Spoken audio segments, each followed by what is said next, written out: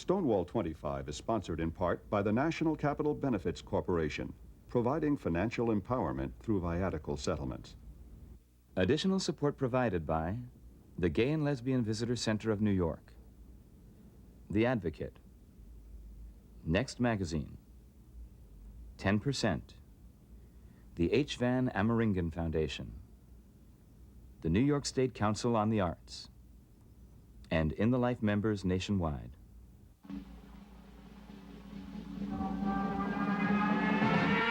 June 1969, New York City. A routine raid on the gay bar called the Stonewall turns into a riot.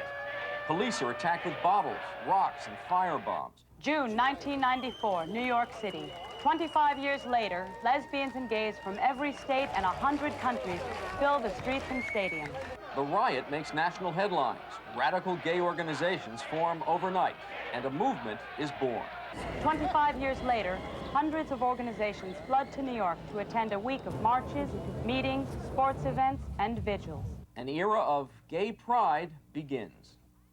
And 25 years later, I'm here in front of the United Nations as hundreds of thousands are marching to mark a quarter century of history.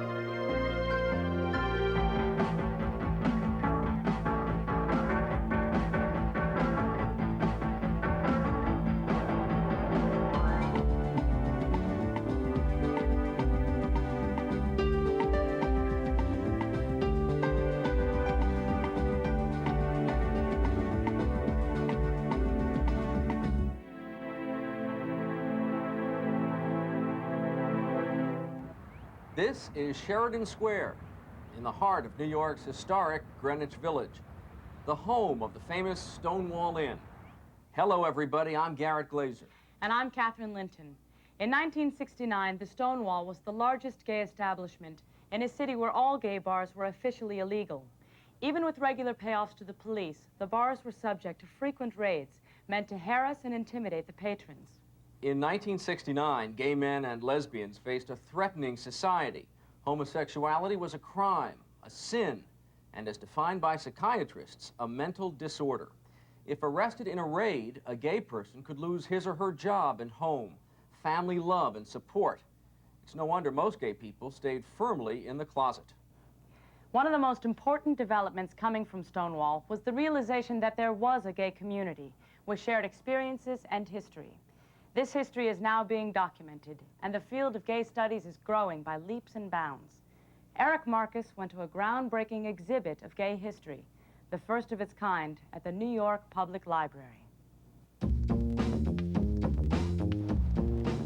Imagine for a minute that it's 1969, just after the Stonewall riots, and you decide you want to learn something about homosexuality. Well, if you lived in New York, you'd come here to the New York Public Library at 5th Avenue and 42nd Street. But if you looked in the card catalog, you wouldn't have found much of anything. And what you found would have made your hair stand on end. A lot's changed in 25 years. For one thing, you won't find a card catalog here. But if you punch the word homosexuality into a computer terminal, what you will find are all kinds of resources, from gay history to lesbian fiction. And if you're lucky enough to get here before the end of September, you'll also find an extraordinary exhibit called Becoming Visible. Two curators who worked on the exhibit are Mimi Bowling and Molly McGarry. It's always been part of the mission of the library to document society in all of its manifestations, concentrically out from New York City. It's been years in the making. A couple of years back, a group of people involved with a number of cultural institutions around New York got together and realized that the 25th anniversary of Stonewall provided a wonderful reason to do a large history of lesbian and gay life in New York. Becoming Visible covers a century of gay and lesbian life, including Stonewall, social activities, and our lives together. My favorite section is Friends and Lovers, which is this incredibly wonderful group of very rare photographs of sort of same-sex couples through the ages, and they're just very sweet. The exhibit also documents the rich history of the gay and lesbian rights movement. For lesbians and gay men to know that they've had this long, proud history of 100 years is incredibly important politically. Long before the New York Public Library began archiving materials on gays and lesbians, gay men and women themselves began collecting whatever they could get their hands on. The early work was the work of isolated individuals like Jim Kepner and Foster Gunnison.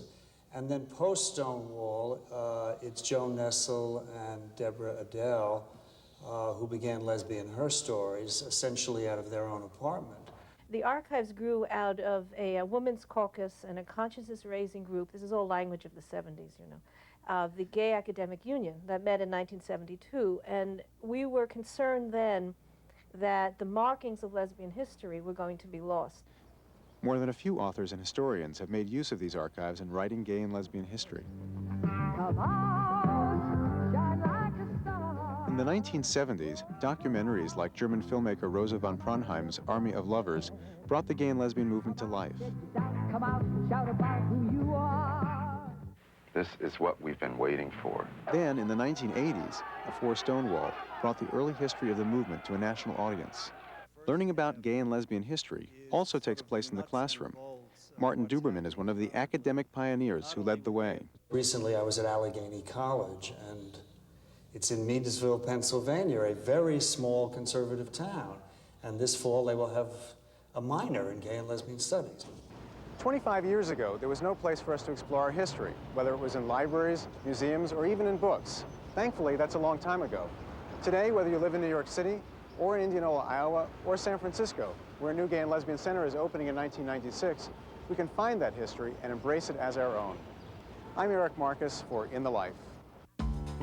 In 1977, after 4 tries, Harvey Milk became San Francisco's first openly gay supervisor.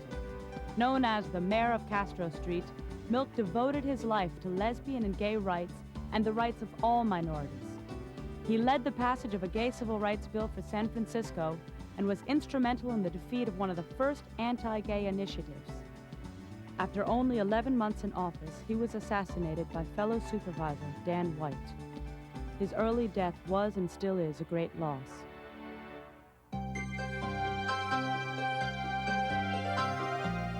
In 1977, Quebec became the first province in Canada to pass laws protecting its gay and lesbian citizens against discrimination.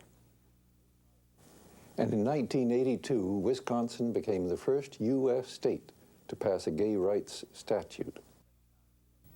The first time that same-sex marriages were legally sanctioned anywhere in the world was in Copenhagen, Denmark, in 1989.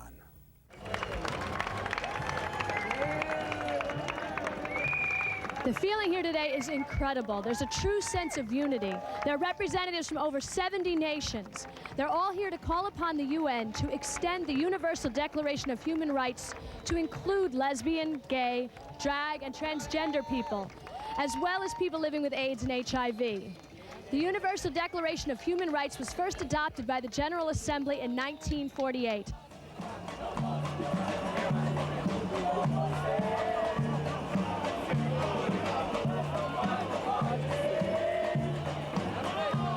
It's a historical moment in our time where people have stood up against the injustice in society towards gays and lesbians and bisexuals. And so it gives me a chance to be here with my partner and to hold him and give him a kiss. That's what it means to me.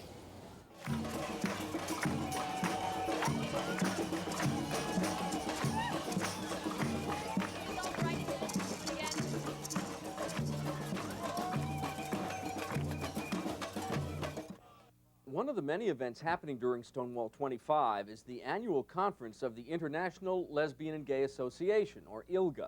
It's comprised of organizations from 60 countries, and regularly it compiles this pink book, which documents human rights abuses against lesbians and gays around the world. While there have been tremendous gains in acceptance and visibility in many countries, harsh persecution persists elsewhere. In our next report, Alan Tulin looks at the state of the gay community worldwide, the very serious human rights abuses, as well as hopeful signs of improvement. While lesbians and gays have seen impressive gains in acceptance and visibility in the West, in many parts of the world they face harassment, violence, and death. In Denmark, Sweden, and Norway, same-sex partnerships are legally recognized. Yet in Central and Latin America, gay men are routinely targeted by death squads. 2 years before I came over here, I was raped by a cop and beaten just because I sat in the car. I sat in the park. In Romania, Amnesty has documented the torture and imprisonment of gay men. And this is a routine practice. Gay men are hauled into the police stations and tortured sometimes for between 5 and 13 hours until they're just absolutely mutilated. The fight for gay and lesbian rights is a local fight in that discrimination, rights violations, and abuses are committed by police, by paramilitary forces, and by armies at the local level. And only at that level can groups organize and act effectively against it, and with outside support through letters, through protest actions at the international level, and through pressure on governments, can they really affect change at that basic level where the rights violations and the discrimination really occurs. In recent years, local organizations and magazines have begun to promote gay and lesbian culture in countries where there had been little or no mention of it. In India, for example, Bombay Dost works to promote the awareness of gay and lesbian concerns. There are two specific successes that I'd also like to highlight. The first one is in South Africa, where the new constitution has explicit protections for gay and lesbian civil rights. And the second one is a decision that was made by the United Nations Human Rights Committee regarding the Australian state of Tasmania. And the Human Rights Committee, for the first time, decided that sodomy laws, which outlaw any homosexual acts between consenting adults in private, are a violation of the fundamental right to privacy. When I came here, I was very surprised that there was Gay Pride Day and gay marches, and I really, really liked to attend that marches, and I was very happy to see all these people who are sharing same faith with me. And a friend of mine told me that there was going to be a Stonewall celebration. And I investigated about this, and I really liked the idea. And I was very glad that I was going to go and participate with them, because in Turkey, I don't think we ever do that, not even think about it. While gays and lesbians have good reason to celebrate how far they've come, they recognize how far they have to go. At the United Nations for In the Life, I'm Alan Tulin. In July of 1993, the International Lesbian and Gay Association became the first group of its kind to be officially recognized by the United Nations. In 1975, David Copé proved himself one of the toughest football players ever when he became the first professional athlete to come out of the closet.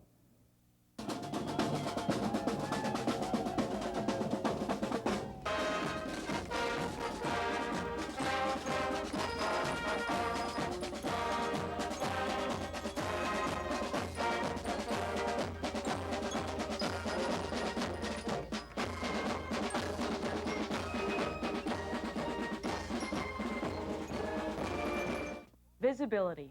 Coming out remains a powerful tool in the movement for gay civil rights. Polls show that straight people become more tolerant of homosexuality once they personally know someone who's gay. It was out of the spirit of visibility that the Gay Games were begun in 1982. The purpose was simple: to create a sports event where athletes could compete as openly gay people. In the homophobic world of sports, it was a unique creation. This June, the 4th Gay Games and Cultural Festival was held in New York City. It was national news, covered alongside the World Cup on major networks and even on ESPN. Correspondent Judy Nelson looked at the games from the stands and on the fields of dreams.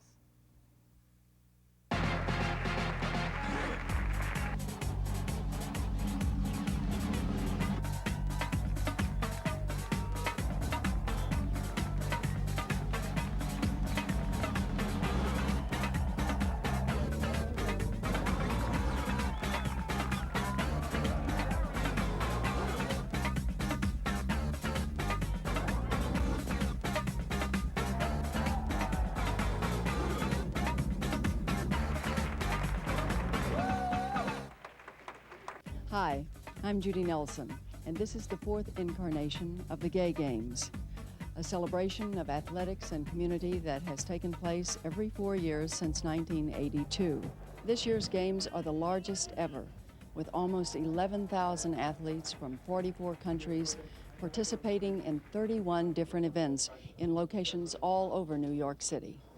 To put those numbers in perspective, the 1992 Summer Olympics involved about 10,500 participants. It's really hard to compare this kind of undertaking with an Olympic Games or even a Pan American Games or something like that, because in all honesty, the financial wherewithal and the resources that those people have in terms of personnel is immensely vast, and that's what has made this Games, I think, such a roaring success, that we've been able to allow this many athletes to compete and do the things they're good at while not having the full-time staff that a similar sports event would have, and that's a real tip of the hat to our volunteers. In the first 3 days, we had 7 world records topple, and we've had several more the last couple of days. We've had immense spectator numbers for swimming and for diving, with the exhibitions with Greg Louganis. Figure skating has been very popular here. The physique finals nearly sold out the Paramount Theater at Madison Square Garden. We've had over 800 tennis players registered in what may be the largest tennis tournament in the history of the world. I think the level of competition is very high, but it's also very broad. There's a lot of folks who are making their first jump into the pool, or first competition in basketball, whatever. It's got everything from first-timers to elite athletes. We've really rewritten the record books in a lot of the age groups here, and I think that's really going to lend a lot of credibility to the Gay Games and really put this event on the map in the sports world. But the Gay Games are also about community and the simple joys of competition.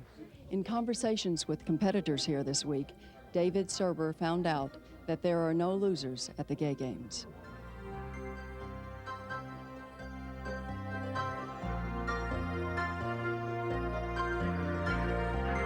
The beauty of the Games is that you don't have to be a world-class competitor to enjoy yourself.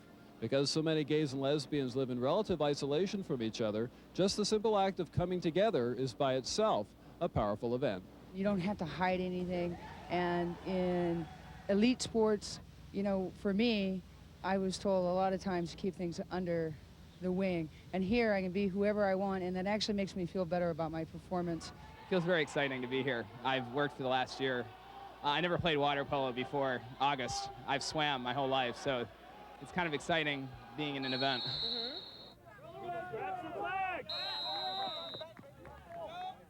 We got creamed. We got creamed. But we've only been learning the rules for about the last 8 weeks. But we're going to play, the team we played yesterday, we're going to play them in rugby on Friday.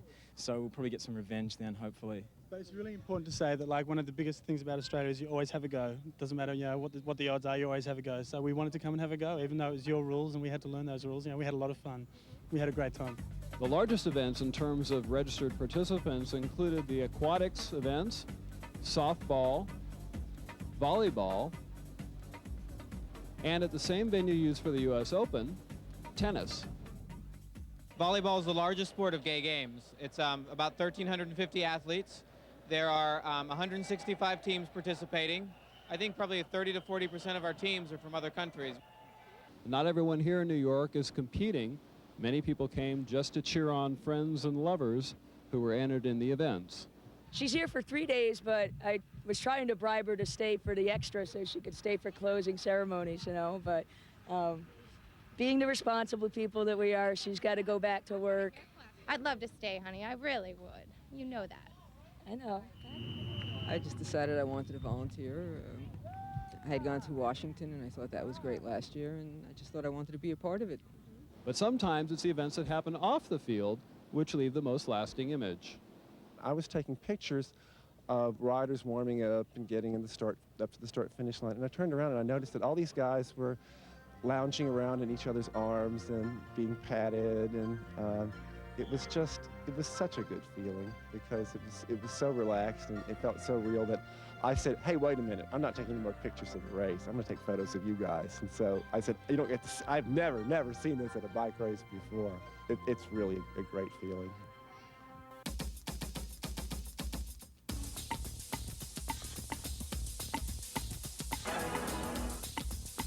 Gay Games. Did you play anything this week or watch anything? I did not have my event. And? It was channel surfing.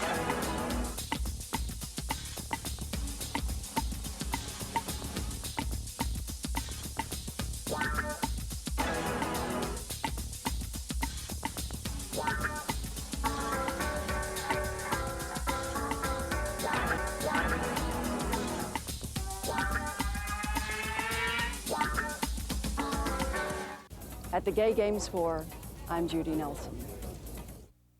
Martina and tennis and women, it's a love match. Martina Navratilova, who came out publicly as early as 1981, is the greatest woman tennis player that ever lived, and a lesbian icon. When I get all these accolades for everything that I have given, being true to myself, I say, who else would I be? While winning more Wimbledon titles than any player in the world, she's also become an advocate for progressive causes, especially lesbian and gay rights. Let's come out and dispel the rumors and lies that are being spread about us. Let's come out and set everybody straight, so to speak.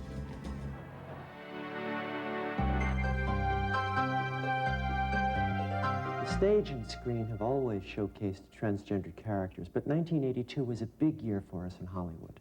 At the Academy Awards, 3 nominations went to actors who played cross-gendered roles. Dustin Hoffman was nominated that year for Tootsie, Julie Andrews for her work in Victor Victoria, and John Lithgow for his role as transsexual Roberta Muldoon in The World According to Garp. And the next year, 1983, Linda Hunt won Best Supporting Actress for her role as a man in The Year of Living Dangerously.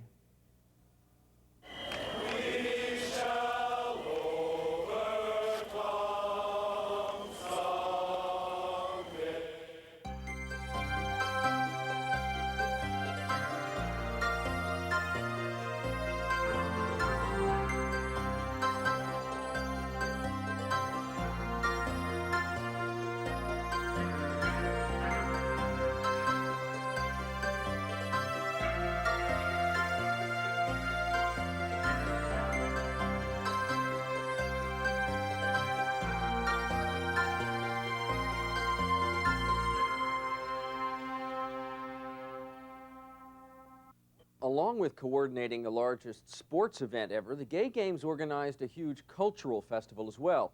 It brought together hundreds of performers from all over the world. The arts not only reflect society, but also shape it. Only 10 years ago, gays and lesbians were virtually invisible in music, movies, and TV. But as the Stonewall civil rights movement matured, more and more artists have made their sexuality an integral part of their public persona and work. Now, lesbians and gay men show up everywhere in the media. They're an undeniable part of the cultural landscape. Greg Watt reports on arts, artists, and identity at the Cultural Festival. It was one of the hottest tickets in town, and no wonder.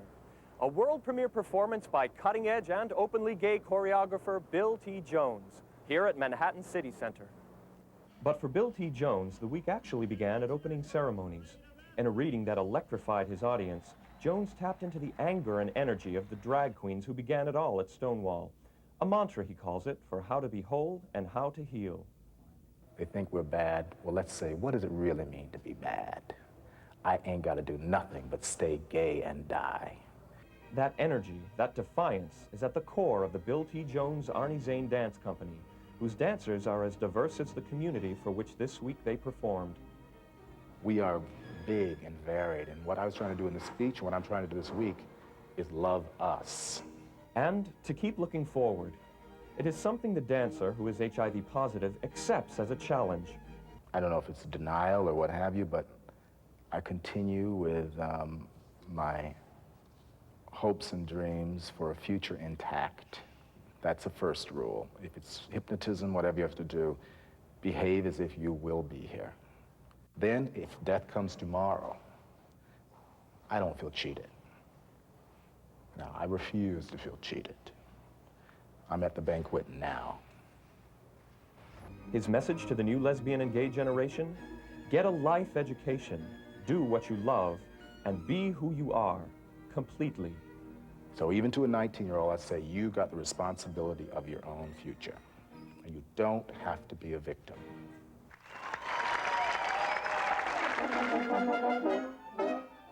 Another of the week's cultural events was months in the making. Imagine the logistics involved in bringing musicians together from 23 bands across the country. But that's just what the Lesbian and Gay Bands of America did for a concert that included dancers from San Francisco and a joint appearance with New York's Stonewall Chorale. And theaters all over town were alive with lesbian and gay culture too, from Tony Kushner's Angels in America on Broadway to Nicky Parizzo's one-man off-Broadway show, Asian Boys, growing up gay in Queens. Be proud, pero with the whites. Be humble. I will not be put down, my mother said to me. Don't ever let them put you down. And you can learn a lot about the history of our community without ever setting foot inside a museum. All month long, the Stonewall celebration has brought lesbian and gay culture out into the street. Christopher Street. Over 24 merchants donated window space to help local artists celebrate the politics and culture of the movement. From lesbian pulp novels dating back to the 1930s to physique magazines from the 50s, one of the few places in that anxious era where gay men could see images that spoke to them. It was a week when we were everywhere. And while we can only share a sample of the dance, the music, and the stage, one thing's for sure, it was a week to kick up our heels and celebrate being ourselves. And he'll have fun, fun, fun, for he's absolutely certain. Fun, fun, fun, cause he's always out there flirting. Fun, fun, fun, now that everyone is certain that he's gay.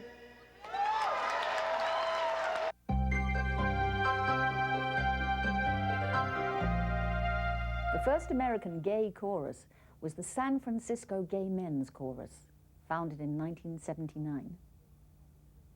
We are sisters and sisters, brothers and brothers, workers and lovers. We are together, we are marching. One headline performance for the Gay Games Cultural Festival was Sir Ian McKellen in his new one-man show, A Night Out, a title which reveals a lot about the brilliant actor's life.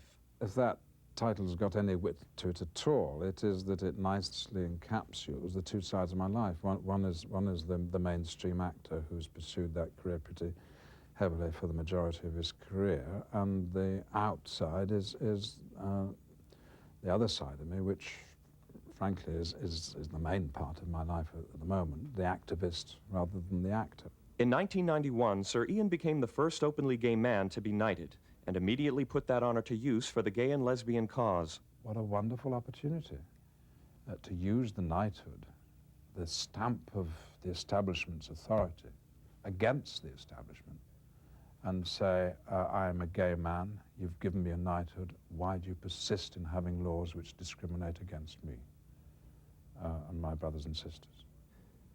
While Sir Ian has had numerous roles in his career, it is the role of activist that he most often plays now. That the world is never going to be entirely reconciled to the existence of homosexuality until every lesbian and gay man in the world comes out and tells the truth about himself. He does, however, realize the difficulty of being out for others in the entertainment industry. Because they're under pressure from their agents and managers, and indeed the advertisers who present the commercials in between the shows they appear in on television. Educate them to lie in order to perpetuate the bigger lie that we're all the same. Well, we're not all the same, we're all different, thank God. And it's the diversity of life which we should be celebrating, not the sameness. Dear Ian, I'm a 53-year-old married man. My wife and I have shared everything, never had any secrets except for one. Since a very young age, 11 to 12 years, I have known that I felt different.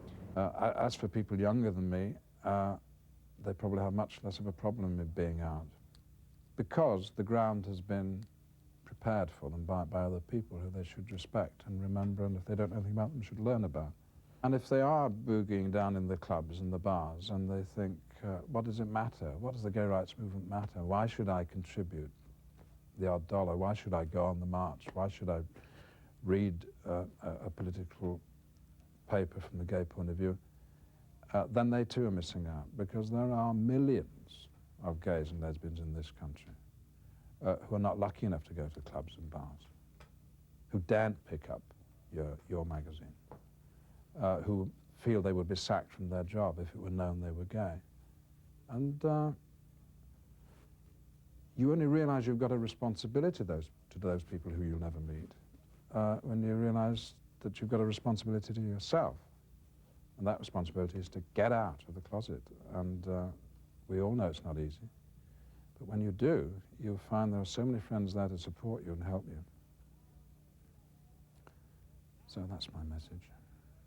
Now we are shouting our own words. We are a community. We are a society. We are everyone. We are inside you. Remember all you were taught to forget. We are part of the new world.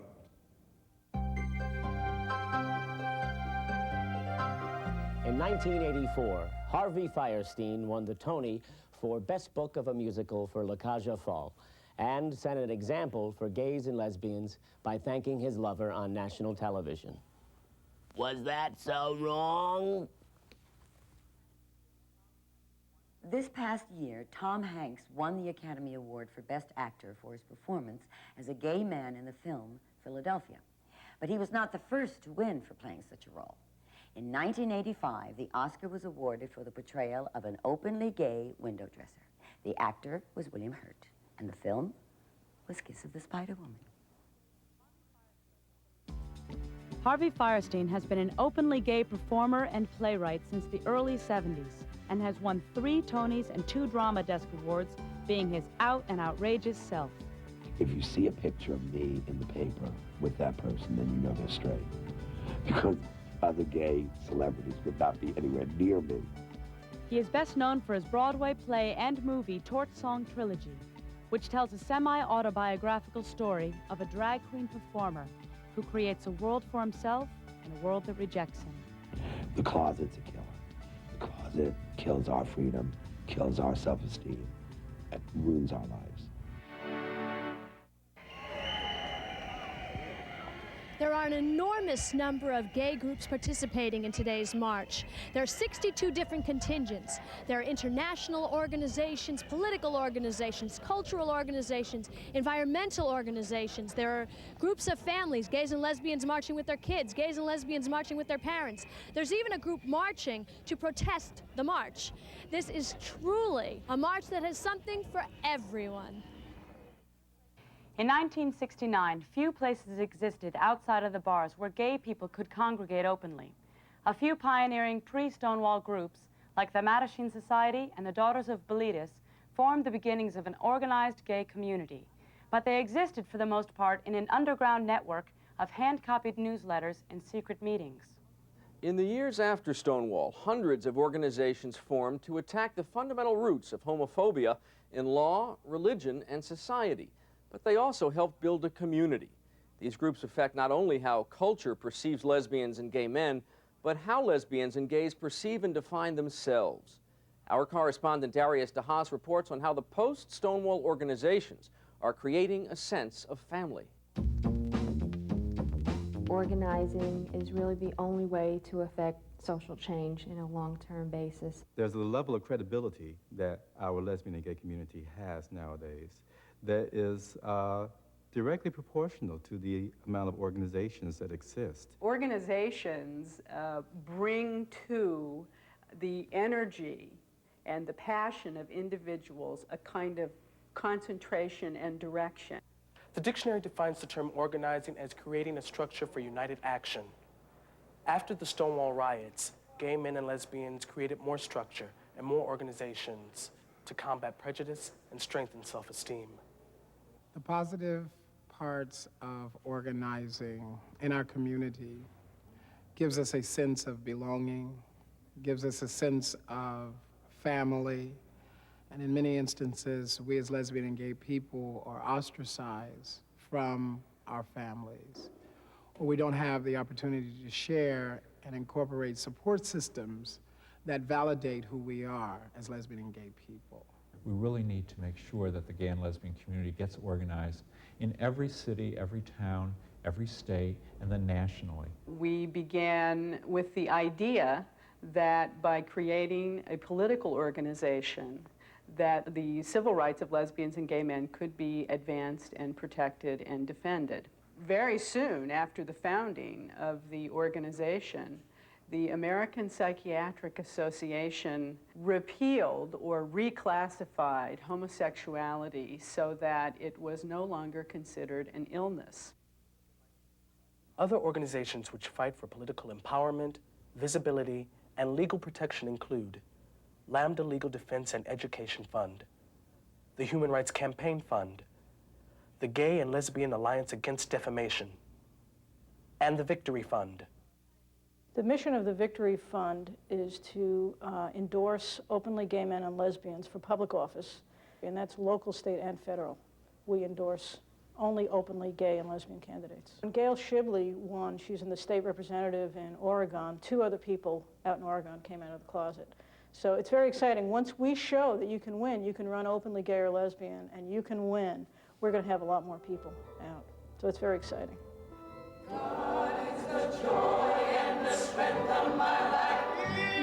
He moves all pain, misery, and sorrow to keep rising. We believe that God is very diverse, and that God reveals himself, herself in many different ways. Unity was founded in 1985 by its founder, Bishop Carl Bing. We have straight people in our congregation that know that we are African American, lesbian, and gays, and they attend basically because of the principles of spirituality that they hear. We have people from every single Jewish background. In fact, we have more different kinds of Jews in our synagogue than I dare say in almost any other synagogue. We have Jews who come from Hasidic backgrounds, from Reform, Reconstructionist, Conservative, Orthodox, Atheist, secular, feminist, traditional. And we create a community in which we say, all of who you are is welcome. Spiritually, emotionally, intellectually. The impact of volunteering spans many different levels. A large part of organizing people within the fight against AIDS is done by volunteers. We have volunteers of all ages, so there's a wide range of folks that work at the agency or work in the communities. Our volunteers are, the core and the foundation of the agency, and we wouldn't survive without them, and that's, I think, goes across the board for any AIDS-related agency.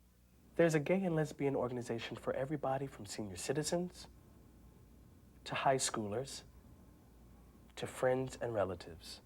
There was need for parents to understand that there's nothing wrong with homosexuality, that it's people are the same in any way, in whatever they are, and diversity is good. First meeting was in March 11th, 1973. And since that time, it's been building up. It's become international now.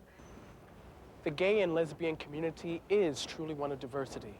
It includes people from different walks of life, different economic backgrounds, different racial and social strata, and different organizations exist for each and every one under the sun.3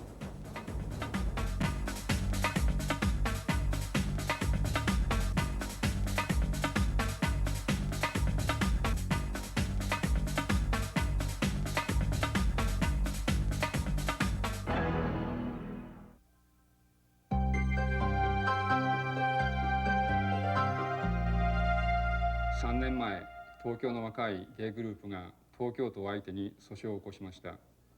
今年3月、勝利判決が出たわけですが、訴訟自体非常に画期的な出来事だったわけです。この他にも映画祭は今年で3年目を迎えましたし、来たる8月には日本で初めてのプライドパレードが東京で実施されることになっています。Audre Lorde was one of the most gifted writers of our time. She wrote numerous books of poetry and prose and co-founded Kitchen Table Press, the only publishing house for women of color. I believe in poetry. I believe that all art makes us more powerfully who we wish to become. Lorde passionately believed in the connection between art and politics. Everything we do has got to contribute to the struggle, because everything they do is grinding us into dust, and we will not be ground. Over 500 people are participating with the March with a Buddy. Each person is carrying a photograph of a friend or loved one who has already died from AIDS or is too ill today to be here. Earlier today, I spoke to a few people who are marching in March with a Buddy. I'm a volunteer, and we came from Atlanta to carry a sign for this man whose name is Bob. I don't know him, but I'm very honored to be a volunteer to do this today. I'm marching for Tim Tiff from Sacramento, California. I see all my brothers and sisters here, you know, and remembering all the people who have died of this incredible disease, you know. Hello, this is Ricky. This is my student at the Kashi Ashram, and he died just a while ago. This is little Frankie boy, one of the most courageous young men I've ever had the pleasure of taking care of. And this is little Jeremy, who's been this ill since he was 1 day old. They're friends of mine, and these are my students. They're all my students. They're Chelas. They're all gone. Every one of them are dead, more, and hundreds more than this. This is Dennis Riley. He was 40 years old, and I was a volunteer with him through the Buddy program, and I helped him through his last year of life. This is my former lover, Gary C., who died in October of 1989. My name is Jeffrey Garrett. I'm from Washington, D.C., and this is kind of an act of closure for me in moving on with my life, and an expression of my love for him, and to bring the message that there is love and there is hope in this disease for our community. My name is Ed Ditterline, and this is John Perkins. We were lovers for 18 years. He died 3 days ago, and I'm really very sad. In the 1980s, after a decade of success in changing anti-gay laws and attitudes, the gay community was faced by the sudden emergence of a new disease that seemed to affect only gay men. At first, the community was stunned. Even gay leaders were hesitant to take action, afraid of a homophobic backlash that could erase what little political clout they'd won. But as statistics mounted and governments ignored the growing epidemic, it was lesbians and gay men who directed their anger into building the biggest, most effective health action movement in history. AIDS has transformed gay activism, politics, and expression, and ironically, it has strengthened the movement. Through demonstrations, vigils, candles, and quilts, a community remembers those who died. As Bobby Rivers reports, those acts of remembrance strengthen the resolve to keep on fighting. In a barren Soho gallery, it turns slowly on its pedestal. At a distance, it is just a dress, but come closer. It is a memorial dress, printed with the names of 25,000 people who have died of AIDS. A few feet away, conceptual artist Hunter Reynolds prepares to become Patina Dupre and to bring his memorial to life, to create what he calls a transgendered figure of hope. When I do the piece, one of the things that I want to convey to people is that I offer myself as a vehicle for healing, in which my body becomes an important aspect for people to see it not only as something about death, but also something about life. Some keep their distance, others approach, and many share their thoughts in this book, a book from which Reynolds will draw more names, for more layers, for a dress that will continue to be a place others may come to reflect and to remember. Another month-long exhibit mourns the invisible epidemic at a time when the number of women with AIDS continues to double every 6 months. The exhibit documents how AIDS has affected the lives of women all over the world and the lives of those who love them. And at the Duo Theater in Manhattan's East Village, there was this, an all-Latino cast performing Larry Kramer's The Normal Heart. Can he catch it from me now? We just Did he give it to me? And down Christopher Street, thousands march with quiet reverence to honor the dead and to support the living. It was the 10th annual AIDS Candlelight March and Vigil. Many carried yellow balloons, then released them into the sky. Yellow, the color of the sun, and the flame of our love for those we have lost. At a memorial service at the Church of St. Veronica, the Village AIDS Memorial was rededicated, the Paschal candle relighted, and then, one by one, participants carried their own candles of hope west to the Hudson for a symbolic burial at sea. I carry this candle for a 25-year-old man from Maryville, Tennessee, who fell to AIDS on June 20th, 1994. For Richard Law, your family and I will continue the light of your kindness, your courage, your wit, and above all, your love. You changed our lives, my friend, my dearest friend. When great trees fall, rocks on distant hills shudder. Lions hunker down in tall grasses, and even elephants lumber after safety. When great trees fall in forests, small things recoil into silence, their senses eroded beyond fear. When great souls die, the air around us becomes light, rare, sterile. We breathe briefly, our eyes briefly see with a hurtful clarity. Our memory suddenly sharpened examines, gnaws on kind words unsaid, promised walks never taken. Great souls die, and our reality bound to them takes leave of us. Our souls dependent upon their nurture now shrink, wizened. Our minds formed and informed by their radiance fall away. We are not so much maddened as reduced to the unutterable ignorance of dark, cold caves. And when great souls die, after a period, peace blooms, slowly and always irregularly. Space is filled with a kind of soothing electric vibration. Our senses restored, never to be the same, whisper to us, they existed. They existed. We can be and be better, for they existed.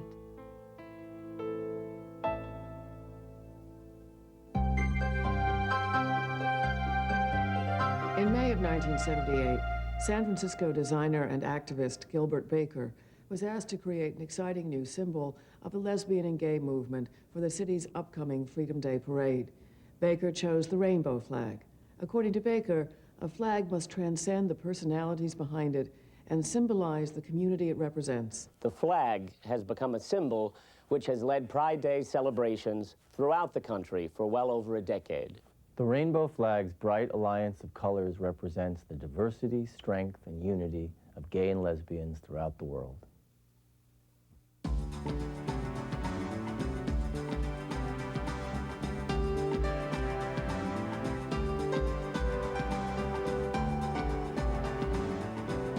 Hi, I'm Alan Tulin. I'm here with tens of thousands of others in Central Park, New York City on a beautiful summer day to celebrate the 25th anniversary of Stonewall.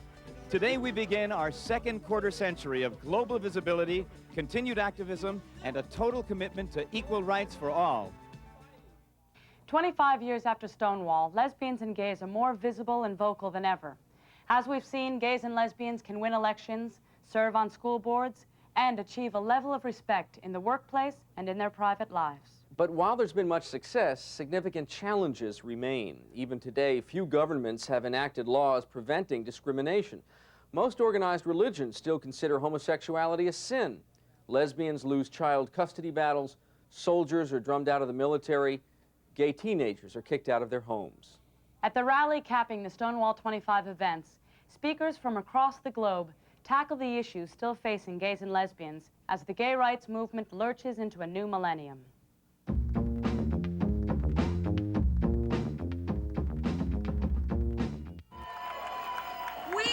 are organizing for our lives. Today, the world is watching, and our message to the world from our community is that this is not business as usual.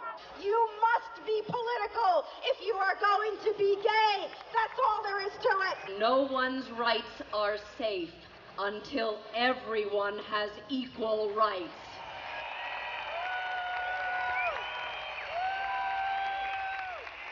these freedoms we will fight for, side by side, throughout our lives, until we have won our liberty. It's taken me a lifetime to get here. I'm not going anywhere.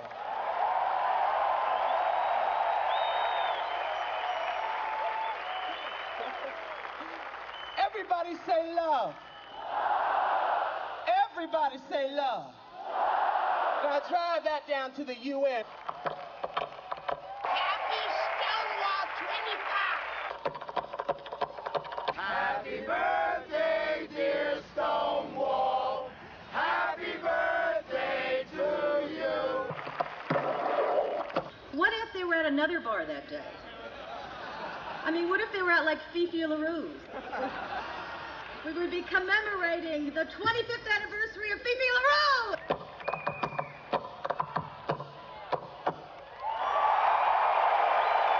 So let us not confuse this marvelous celebration with action, but let us use its energy to motivate to action.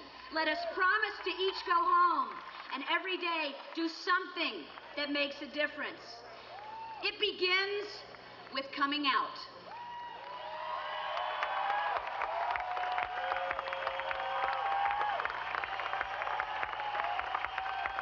That is the single most important political action any gay man or lesbian can take. So if you are still in any doubt, take my advice. Come out and make today last for the rest of your life. Someday we'll be free. I promise you we'll be free. If not tomorrow, or the day after that, and the candles in our hand will illuminate this land. If not tomorrow, or the day after that, and the world that brings us pain, that fills our lives with fear, on the day after that, will disappear. Will disappear. And the war we fought to win, I promise you we will win. If not tomorrow, then the day after that, or the day after that, or the day after that, or the day after that, or the day after that, or the day after that.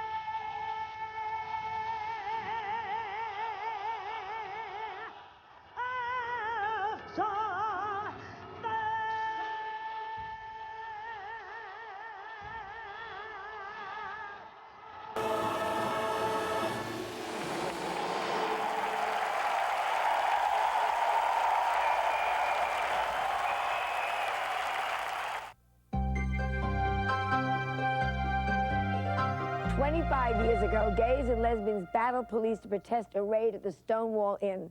Today, in 1994, not only are there police providing security for those in the Stonewall 25 Pride Parade, they're also marching themselves as members of GO, which is the Gay Officers Action League. Now, I think that's fabulous. I wish you all great good luck. Wish I could be with you today, but I have to go work. Gay police officers in the Stonewall 25 March. They're a fitting testament to just how far the lesbian and gay rights movement has come in 25 years. The Stonewall 25 story, played out on TV, is one of enormous crowds filling up the stadiums, theaters, parks, and avenues of Manhattan. But the story behind the image is one of individuals from widely different backgrounds, coming from all over the world to claim a common history. Those individuals have different ideas of what it means to be gay, and even what a gay rights movement is about. But for one historic week in June, they share a powerful feeling of being part of a much larger community. And that feeling of community is perhaps the greatest legacy of Stonewall. For In the Life, I'm Garrett Glaser. And I'm Katherine Linton. Thanks for joining us. Don't mess with Mary, she's revolutionary.